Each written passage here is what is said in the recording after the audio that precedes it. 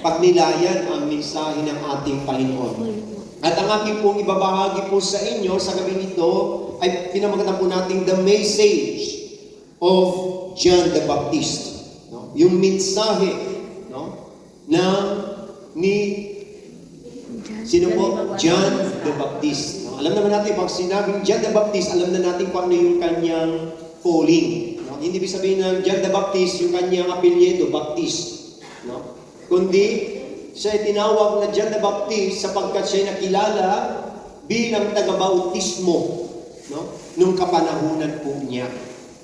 At si John the Baptist ay pinsang buo mismo ni Jesus Christ. Yeah. Malapit na ang December. Meron ng kuwitis. So mga kapatid, no? Balikan po natin ang Old Testament. Ang Old Testament, mga kapatid ko, ay mula sa aklat ni Propeta Malakay ay 400 years po na naging tahimik ang Diyos. Ibig ko po sabihin, ang Diyos wala nang sumunod kay Malakay sa Old Testament.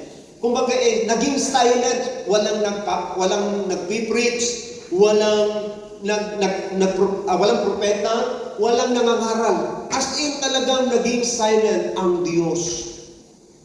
Hanggang sa dumating ang New Testament at ang pinakauna at pinakahuling propeta.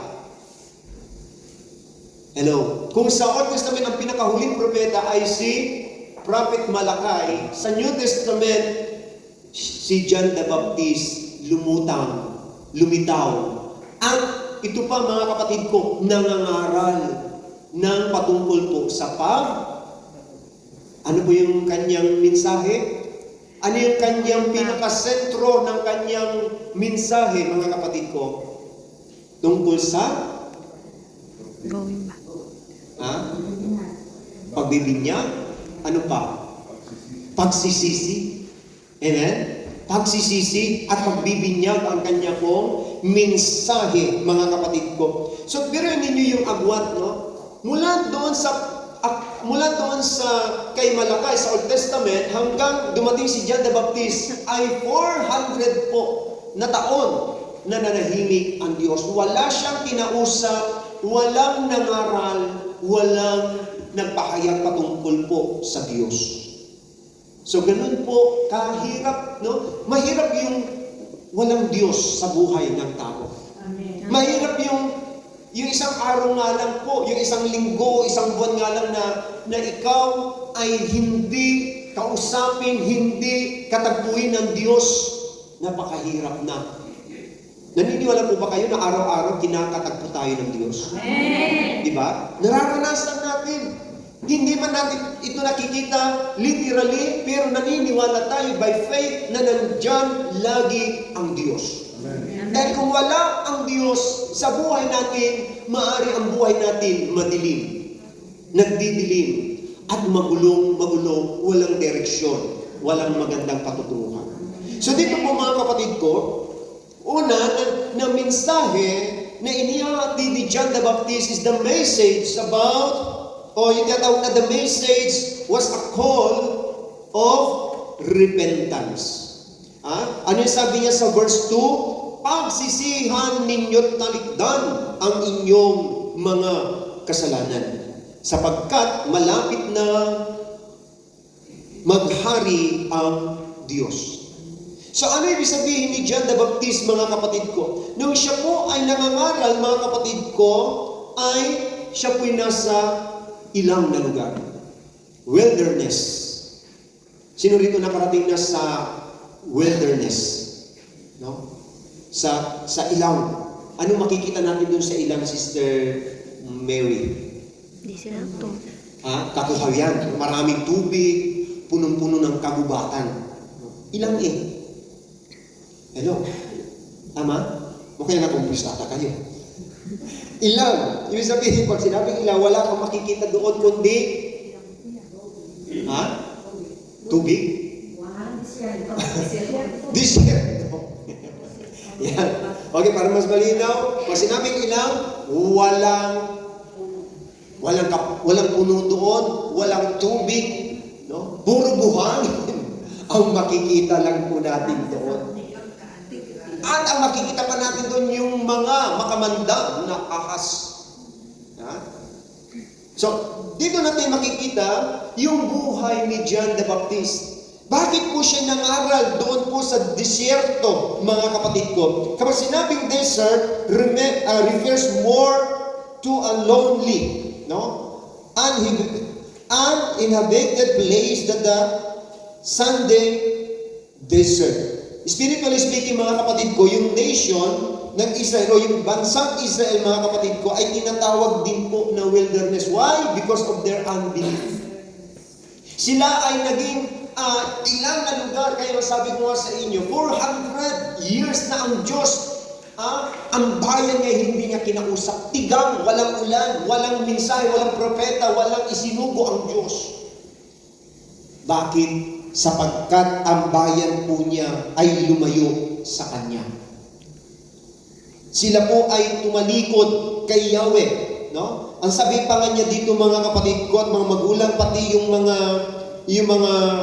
saserdote, mga kapatid ko, sila po ay, o yung mga Parisiyo, yung mga Sadusiyo, mga kapatid ko, sila po ay hindi na po tumatalima sa Diyos. No? Ang sabi niya dito, mga kapatid ko, naging corrupt na rin po pati yung mga priest, yung mga saserdote ng panahon po nila. No? Nung panahon na yon ay wala nang ginawa, no? Kundi mga bagay na hindi akma sa kalooban ng Diyos. Tingnan niyo po ha, ang sabi niya dito sa Luke chapter 3, verse 2, basahin po natin, mga kapatid ko. Ang sabi niya po rito sa Luke chapter 3, verse 2, sina Anas at Cephas naman ang mga pinakapunong saserdote noon. Nang panahong iyon, nasa ilang si Juan na anak ni Zacarias. Dumating sa kanya ang salita ng Diyos. Okay? Tingnan niyo po ha, nung dumating ang salita ng Diyos kay Juan Bautista, siya po ay nangaral, siya nagsimulang mangaral. Ibig sabihin, hindi makakapangaral ang isang tao kung wala dumating na mensahe ang Diyos sa kanya. Amen? Amen. Maging kami mga preacher o mga pari na lang po, mga kapatid, hindi sila makakatayo, hindi kami makakatayo kung sa sarili lamang po namin. Ano alam ko po sa Bible? Hindi naman po ako pinanganak na anak ng magaling sa Biblia. Hindi rin ako anak ng pastor o ng mga ngaral. No?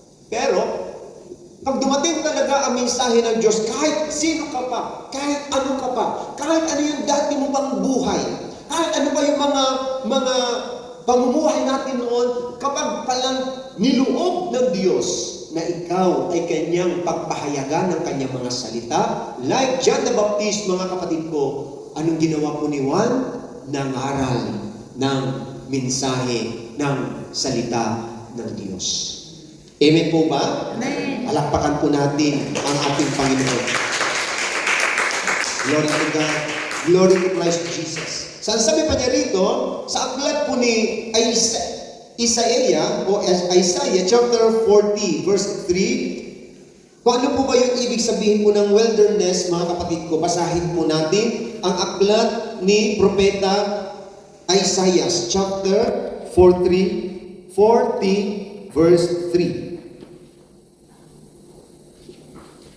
Ang sabi niya po dito, may tinig na sumisigaw, ipaghanda si Yahweh ng daan sa ilang, isang patag at matuwid na lansangan para sa Diyos. So, ibig sabihin, sa aklat pa lang ni Propeta Isaias, ipinahangaral na o ipinahayag na rin po yung pagdating ng forerunner o yung tagapanguna bago dumating ang Mesiyas. At yun ay sa katauhan po ni John the Baptist. Dahil ayon po sa kasaysayan, ayon po sa kasulatan, si Elias, si Propeta Elias, kung kayo pinagbabasa ng Bible, si Propeta Elias po sinabi po niya sa kanya, bago darating ang Mesiyas, lilitaw si Propeta Elias. Okay? Yun ang kanilang paniniwala noong panahon yun. Dahil yun ay pangako nun, bago darating yung Savior, si Prophet Elias ay babalik. Bakit? Bakit babalik? Si Elias po, kung kilala po ninyo sa Propeta Elias, siya lang yung lingkod ng Diyos na nangaral na hindi nakaranas ng kamatayang pisikal. Si Propeta Elias po, siya po ay kinuha ng Diyos, inakyat ng Diyos sa langit, na hindi siya namamatay. Amen? Amen. Di po ba? Inakyat siya. Kaya nga si Propeta Eliseo na kanyang kanang kamay, sumakanya yung anointing ni Propeta Elias, sapagkat ang sabi ni Propeta Elias, pag nakita mo ang aking pag-alis, no? Kunin mo yung balabal ko. Kaya no, talagang binantayan, hindi nilubayan ni Eliseo si Propeta Elias na kanyang Panginoon. No? Noong panahon iyon, makapangyarihan si Elias. Pag sinabi ng Espiritu ni Yahweh pupunta ng Damascus, nandoon na siya. Pag sinabi ng Espiritu ni Yahweh na pupunta ng Syria, pupunta ng Gaza, nandoon na siya. Hindi niya na kailangan ang kabayo. Hindi niya na kailangan ang anumang sasakyan para makarating. Dahil mismong dinadala siya ng Espiritu ni Yahweh. Amen. Amen po ba? Amen. Parang kayo, no? Nandun kayo sa trabaho niyo, biglang nandito na lang kayo. No? Di niyo alam kung paano kayo nakapunta dito. Sabi, sa kanina, nagsabi ko, naku pupunta dito. Bakit ako lang dito? Di ba? Pagod ako. No? Dami akong ginagawa, pero bakit andito ako? Kasi dinala ka ng Espiritu ni Yahweh. Amen! Glory to God. Sa dito po, mga kapatid ko, isinasabi niya po dito, John was the merely God's voice for the important message that God was sending to His people. So yan, mga kapatid ko, ang papel ni John the Baptist po, ay, papel, ay, mahalaga, mga kapatid ko. Mahalaga sa ating kapanahunan ngayon. Dahil kung walang John the Baptist na nangaral patungkol po sa mensahe ng Diyos, panawagan ng Diyos na pagsisisi, maaaring hanggang ngayon tayo po ay hindi pa rin tumatanggap sa Diyos at patuloy pa rin nasa kadiliman o lumalakad sa dilim. Yan. So dito po, mga kapatid ko, meron pong dalawang bahagi, no, ng salitang repentance. Sabi niya rito, mga kapatid ko, yung ano ibig sabihin ng repentance? Turning away from our sins. Turning away from our sins. Ano ibig sabihin ng turning away from our sins? Hindi lang po siya kung sa ano po, hindi lang po 45 degrees. Di ba sa sundalo dapat naka 45 ka, sabi nila. Pero sa pag-aaral namin kay Father, hindi lang pala 45 degrees. Ha? Ilang, brother pong yung? 180. Ha? O 80? 180. 180? 80 degrees. O 180 degrees. Buong talagang as in nakatalikod tayo. Amen? As in nakatalikod po tayo. Ano yung sabihin po? Alam natin, ang kasalanan ay nananalaytay yan sa ating dugo. Dahil ang dugo natin ay dugong makasalanan, hindi dugong bughaw. Sino rito ang kanyang dugo yung royal blood? Magpa-check up na kayo, baka dugo ninyo yung royal blood. O dito naman yung iba, baka naman ang dugo ninyo yung dugong aswang. Totoo ba may aswang? So mga kapatid ko, tandaan natin, sa simula pa lang, ang tao ay isinilang ng makasalanan. Walang taong hindi nagkasala. Kung meron man, walang iba kundi si Kristo. Dahil si Kristo, siya ay lalang ng Diyos sa pamamagitan ng kanyang Espiritu Santo. Amen. Amen? Kaya siya ay holy, no? Siya ay 100% man, 100% God, never po siya nag-commit ng kasalanan. Amen. So, si John the Baptist, mga kapatid ko, ang ipinadala ng Diyos upang ihanda ang daraanan ng kanyang Panginoon. At bago dumating iyon, mga kapatid ko, ang sabi niya doon, nanawagan siya patungkol po sa pagsisisi sa ating mga pagkakasala. Kailan ba tayo dapat magsisi? Narinig natin ang mensahe ni Father. Hindi bukas, hindi susunod na panahon, kundi ngayon. No? Yung kapag narinig pala natin ang salita ng Diyos, ang sabi niya, ngayon na ang pagsisisi sa ating mga pagkakasala. Bakit po? Kasi hindi na natin hawak ang buhay natin kahit pag tayo natutulog. Hindi na natin hawak, paglabas mo pa lang yan, hindi na natin hawak ang buhay po natin. Pero, naniniwala tayo na sa ating pagbabalik loob, pag-amin sa ating mga pagkakasala, ngayon din igagawad ng Diyos ang kanyang pagpapala. Amen? Hallelujah. Palakpakan po natin ang ating Panginoon. Glory to God. Glory to Christ Jesus. So dito po mga kapatid ko, sinasabi pa niya rito, how can we prepare the way of the Lord? Ano po yung una? Call to repentance. His message was a call of repentance. Pangalawa, his message was to prepare the way of the Lord. Ito po yung isa sa mensahe din po ni John the Baptist. Amen po ba? Sabi niya, what was John's message? Prepare the way of the Lord. Ibig sabihin po dito, mga kapatid ko, bawat isa sa atin dapat laging handa. Amen? Amen. Dahil ang pagdating ng paghahari ng Diyos, mga kapatid ko, ay hindi natin ito namamalayan. Kaya, pag narinig natin ang mensahe ng Diyos, ihanda mo na. Ihanda mo na. Ano yung ihanda po natin, mga kapatid ko? Yung ating puso. Ihanda na natin yung ating buhay para sa buhay na darating. Kasi, ang buhay na yan, mga kapatid ko, ay pinagkatiwala lamang ng Diyos sa atin. Pero marami kasi mga tao, marami mga OFW, dahil malakas pa siya, hindi ako magsisimba. Maghahanap buhay ako hanggang sa ako'y yumaman. No? Ano pakialam ko niya sa simbahan na yan? Paulit-ulit lang naman ang pinangangaral nila, pati yan si Father, paulit-ulit lang din. Pati si Brother ay, nakakainis ang mukha niyan. Bakit ko pakikinggan yan? No? Baka anong ihanda ko? Bakit? May bibigay ba nila yung pangangailangan ko? Kag ganun ang pananaw ng isang tao, ibig sabihin, hindi ka pa ready talaga. Amen. Pero ito yung mensahe ng Panginoon, pag narinig mo ang salita ng Diyos, prepare the way of the Lord. Amen? Glory to God.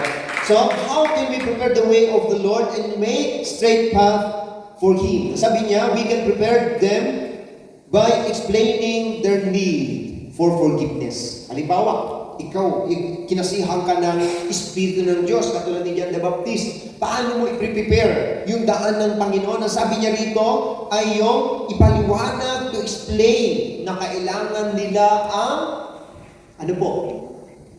pagpapatawad ng Diyos. Sapagkat kung walang forgiveness, mga kapatid ko, hindi kailanman handa ang tao sa paghahari ng Panginoon. Kapag sa puso natin hindi tayo marunong magpatawad o lumimot sa pagkakasala ng ating kapwa, ibig sabihin po doon, mga kapatid ko, you are not ready. Hindi pa talaga nakaprepare ang buhay mo sa paghahari ng Diyos. At kailanman hindi naghahari ang Diyos sa puso ng tao hindi pa ready. Kasi pag hindi pa ready, baka lalo lang sumabog, mapasama ang buhay niya. Hindi po ba? Tingnan niyo po yung bunga ng mangga. Yung bunga ng mangga, pag pinitas mo, hindi pa talaga magulang, hindi pa hinog. Pag kinain mo yun, maasim. Amen? Maasim. Ganun din po, marami mga Kristiyano, hindi pa ready ang kanyang buhay, pero gusto na. Kaya may nagsasabi, Lord, susunod po ako sa inyo kahit saan. Di ba may mga ganung nagkukusa, sabi, gusto kong sumunod sa iyo, Lord, gusto kong maglingkod. Pero ang sabi ng Panginoon sa kanya, may lungga, asong gubat, may pugad ang ibon, ngunit ang anak na tayo, wala man lang mapagpahingahan. Wala man lang matulugan. Ibig sabihin, daranas talaga ng suffering. Pag ikaw ay willing na tanggapin ang paghahari ng Diyos, hindi ibig sabihin na puro blessing. Hindi puro ginhawa ang maranasan mo. Ang daming problema, ang daming temptation, ang daming pagsubok, ang daming paghihirap tayong pagdaraanan. Hello? Sino rito nakadaan na, dumaan na sa mga titinding pagsubok dahil sa kanyang pag-aalay ng kanyang buhay sa Panginoon? Ako po, isa na rin po ako na nakaranas. Marami na rin po akong pinagdaan ng pagsubok sa paglilingkod ko pa lang. Na minsan naisip mo na lang, ayaw ko na Lord. Hindi ko na kaya. Pero, kapatid, pag umatras ka, lalo kang lalapain ng demonyo. Amen. Kaya, ang gawin mo na lang, nadapa, nanghina, nalabig, pero kailangan mong bumangon. Magpatuloy. Dahil ang pagbangon mo, kasama mo ang Diyos. Amen! Hallelujah! Glory to God. Sabi pa niya rito, mga kapatid ko, demonstrating Christ's teachings by our conduct. Ano yung conduct? Yung ating pag-uugali? Ano pa?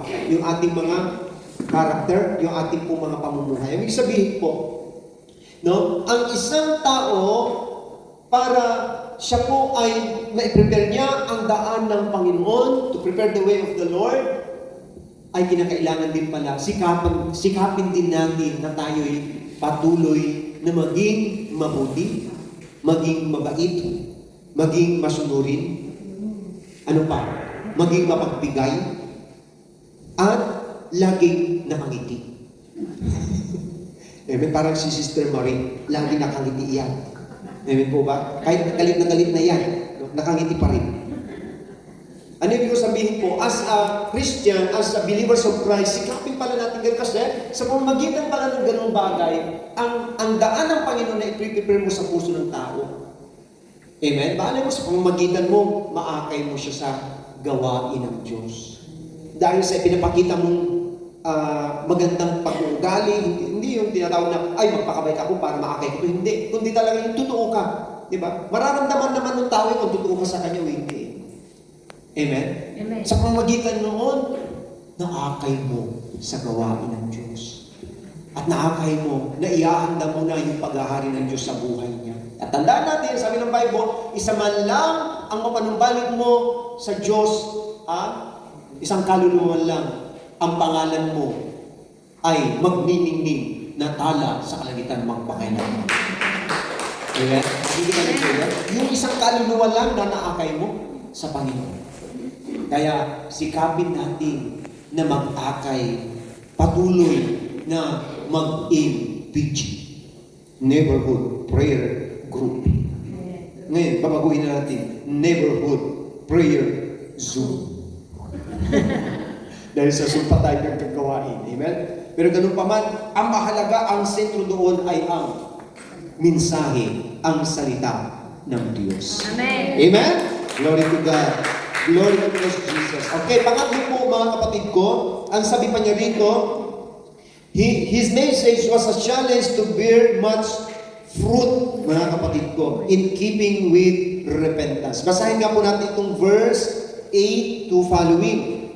Ipakilala ninyo sa pamamagitan ng inyong pamumuhay na kayo'y nagsisisi, at huwag ninyong ipangahas na kayo'y anak ni Abraham. Sinasabi ko sa inyo, ang Diyos ay makalilikha ng mga tunay na anak ni Abraham mula sa mga batong ito.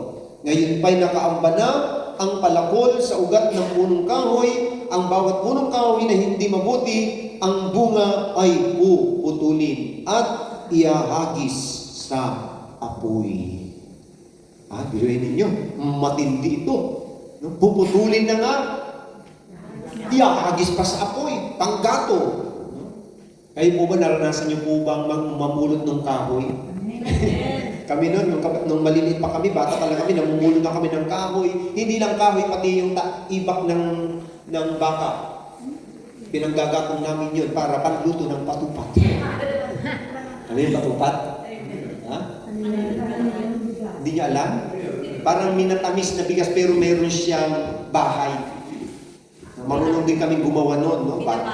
Yung meron siyang, ano yung nakalimutan ko eh? Parang puso.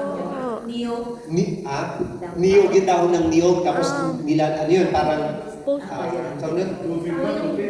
Suman. Niluluto yun sa Hindi, yung suman. sa Suman sa sa niyog, bukod. sa niyog. Tapos yun ay nakababad sa yung hindi siya sukal yung talagang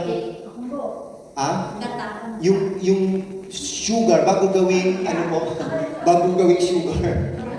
Yung tubo yung nasa ano po, nasa ano tawag nito? Nasa gram.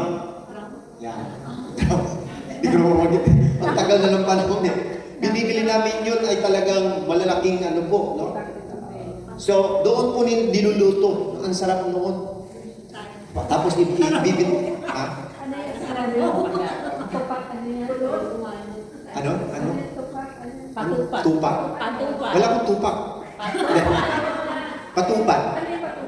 Ano po yun? Ano po yun? Bigas na malagkit na bigas. Malagkit yan. Malagkit. Tapos ibababad mo yun sa yung ang tawag nito yung sugar. Sugar.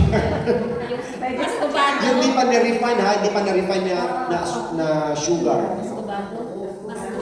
Parang mas kumado ba yung tawag doon? Yan. Yan ay lulutuin mula madaling araw hanggang, noong gabi pa lang magluluto na hanggang sa umaga. At ibabiyahin namin yun, sasama ko. Maglalako kami ni nanay doon sa La Union. Tapos pag may pulis, takbo ang nanay, dala-dala ang patulan. Ha? Yung bilao. Naranasan po namin yung talagang grabing hirap to.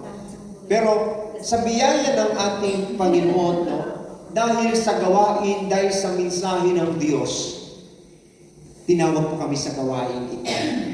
At alam niyo po, ang biyaya ng Lord ay nagkaroon ng kapanatagan ng buhay. Dati magulo ang aming tahanan, magulo, no, nag-aaway-away, no? Ang tatay ko, ang lulo ko, nagsisigawan, etc. No? Walang kapayapaan. Ang magulang ko ay napaka malupit kung sa malupit. Pero alam niyo po, nung sila'y binago ng Panginoon, tinawag din ni Yahweh El Shaddai. At ngayon, talagang totally na silang tinawag ni El Shaddai. Amen? Alam niyo po, ang isang pinagpapasalamat ko doon, ang tatay ko nabago siya, no? Dati talagang sigarilyo, alak, no? Palamura. Ang nanay ko ganun din. Pag dumating yan, gagaling pagtitinda at wala pa kami na trabaho, nagsisiliparan ang kawali kardero sa aming loob ng bahay. Pero nung sila'y binago ng Panginoon, sila ay nakaranas ng mensahe ng Diyos, nagkaroon ng bunga. At ito, ang inyong lingkod, ang naging bunga ng aking nanay dahil sa kanyang paglilingkod.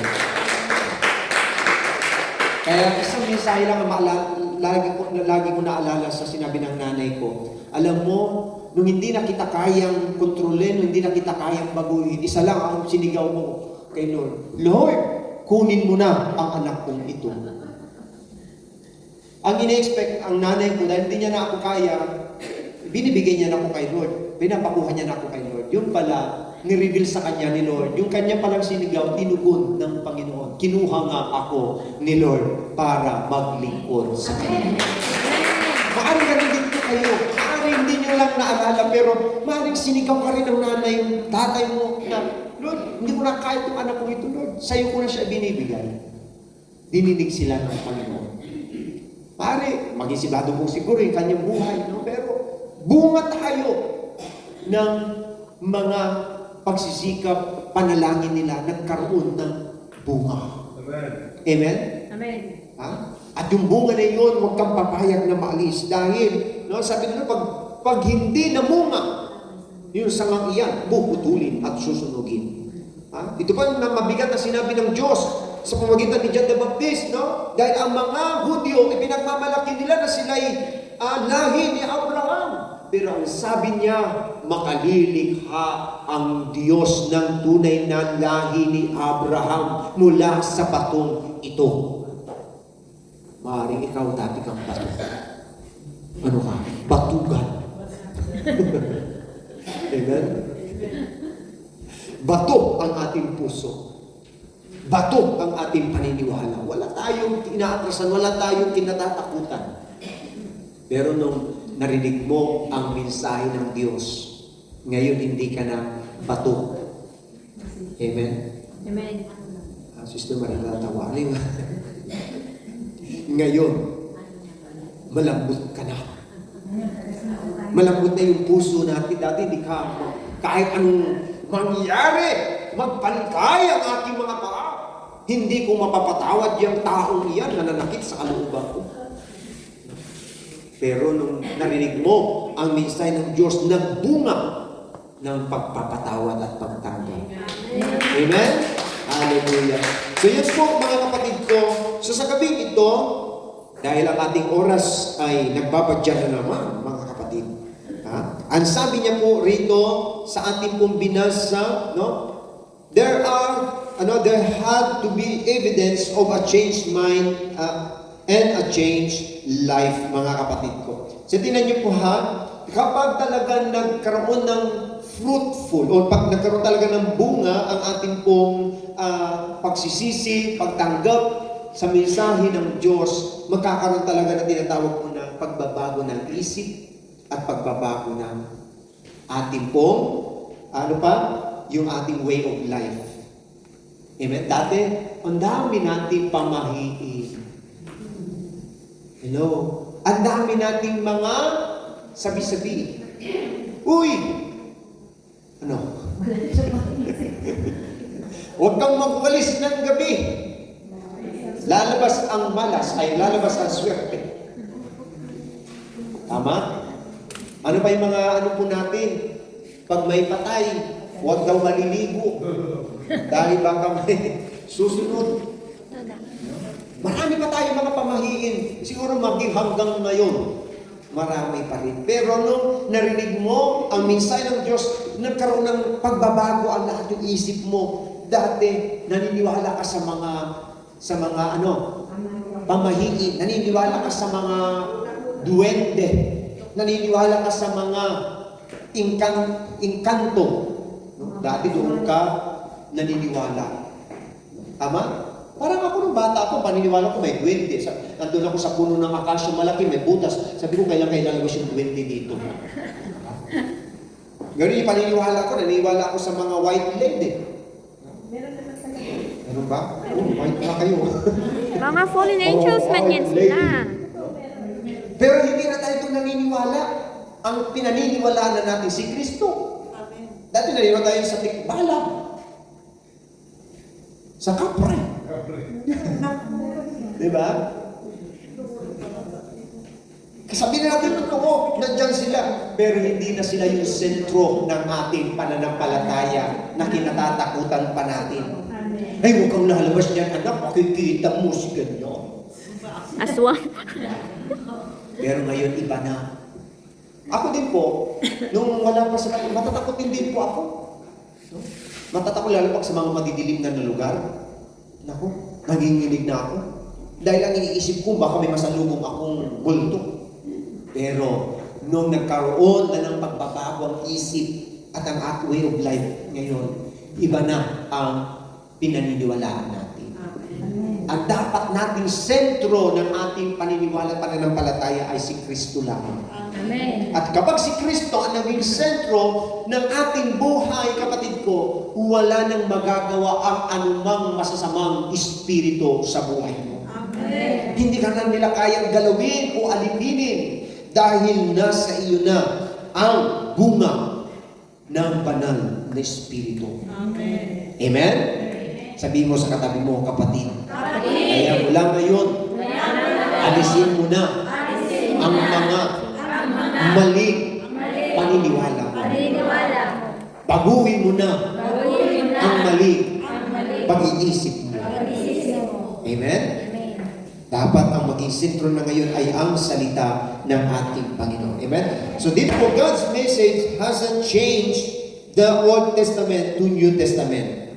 Tingnan niyo po ha, people will be judged for their unproductive lives. No? Dito po, pinapakita dito na ang bunga na tinutukoy po dito mga kapatid ko ay inaasahan ng Diyos na mag-produce ng bunga. Amen? Amen. At ano yung bunga na iyon, kapatid ko? Yung tinatawag ko na salita ng Diyos. Maging active, maging aktibo sa paglilingkod. Ano pa? Lagi pong ibinabahagi yung kanila ating faith kay Lord. Share your faith. Amen? Amen. Huwag mo sabihin, yun ang paniniwala nila. Ito lang paniniwala ko. Ayaw ko itong ibahagi. Bahala kayo dyan. Pero kapatid, as a Christian, dapat i-share mo yung faith mo. Maniwala man sila o hindi, at least pinahatid mo sa kanila kung ano yung pananampalataya. Kaya yung mga Kristiyanong pinapatay dahil sa kanilang pananampalataya, naniniwala ako na sila'y sa langit mapupunta. Amen. Amen?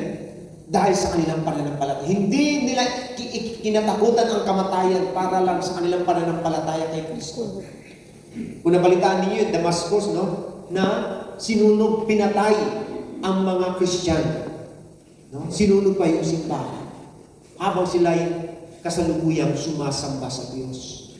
Kaya dito po sa Israel, mapahalag pa rin tayo.